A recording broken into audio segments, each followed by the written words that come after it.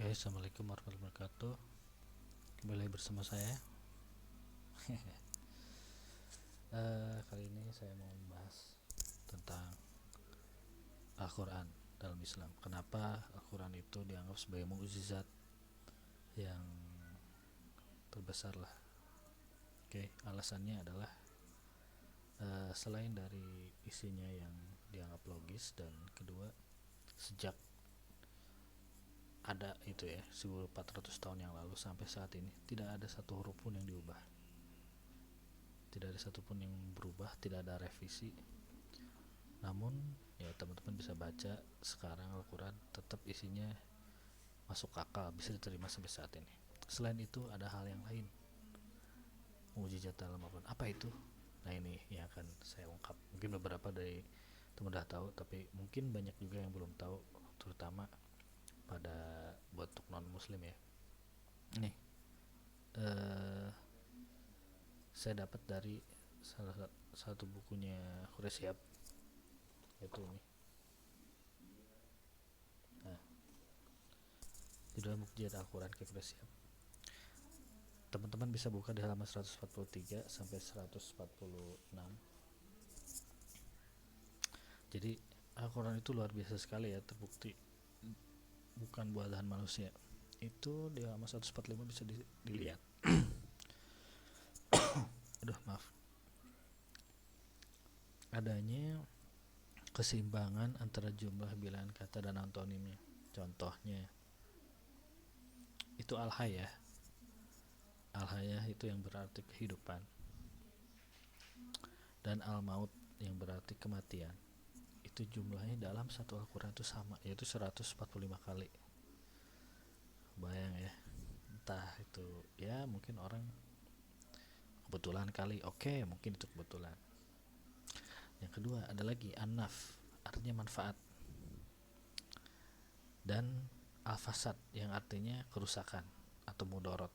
Jadi itu kan dua hal yang berseberangan. Itu jumlahnya sama 50 kali dalam Al-Quran itu. Luar biasa ya. Masih dianggap kebetulan. Oke, kita lihat yang lain. Ada al-har yang artinya panas, dan al-bard masing-masing 4 kali dalam Al-Quran. Luar biasa guys. Ini nggak mungkin nih buatan manusia, ini pasti buatan Allah, buatan sang pencipta. Lalu ada lagi as-solihat. As-solihat ini artinya kebajikan, dan as-sayyiat artinya keburukan ya. Baik dan buruk berseberangan. Masing-masing jumlahnya 167 kali dalam satu Al-Quran. Luar biasa itu. Jadi posisinya di berbagai tempat ayat yang kalau dihitung 167 kali masing-masing. Dan itu masih banyak lagi, saya cepat aja ya. At-tumaninah itu artinya kelapang atau tenang, dan doyak sempit, kesempitan, itu masing-masing 13 kali. Lalu ada ar-ruhbah, itu cemas atau takut, dan ar-ragbah itu harap atau ingin, itu masing-masing 8 kali. Lalu ada juga al-kufur, artinya kufur dalam bentuk definite, dan al-iman.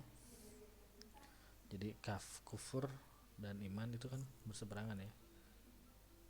Jadi tidak percaya sama yang percaya 17 kali. Terus al-kufur dalam bentuk indefinite itu, dan iman masing-masing 8 kali. Saya sebutkan cepat aja nih. Satu lagi ada as-saif, itu musim panas, sedangkan lawannya as asyita, musim dingin, masing-masing sekali. Terus ada keseimbangan jumlah bilangan kata dengan sinonim atau makna yang dikandungnya juga. Itu misalnya contoh al-harth, membajak sawah, dan az-zira'ah, bertani, itu masing-masing 14 kali. Lalu ada juga al-ujub, membanggakan diri atau angkuh, dan ada juga al-gurur, angkuh, itu sama masing-masing 27 kali. Dan masih banyak lagi dan ada keseimbangan khusus nih. Keseimbangan khusus itu nih, al-yaum itu artinya hari. Itu dalam satu Quran itu ada jumlahnya 365 kali, itu sama dengan jumlah hari dalam setahun. Luar biasa ya. Terus juga ada kata bagi oh ya juga ayam itu jumlah kata hari yang bermakna jamak, jumlahnya itu 30 hari, setara dengan jumlah hari dalam sebulan.